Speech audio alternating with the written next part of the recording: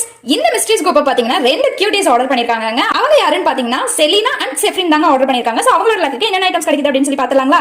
So எப்பவும் போல நம்ம பாக்ஸ் ஓபன் பண்ணிடலாம். நல்லா மிக்ஸ் பண்ணிக்குவோம். சொல்லி எடுத்துடலாங்களா? 1 2 3 and 4 டோட்டலா 4 பவுச்சஸ் அவங்களுக்கு கிடைச்சிருக்குங்க. ஸோ நம்ம இதுல இருந்து 4 பவுச்சஸ் எடுத்துக்கலாம். 1 2 3 and 4. ஸோ ஃபர்ஸ்ட் பவுச்ல என்ன இருக்குன்னு சொல்லி பார்த்துலாங்களா?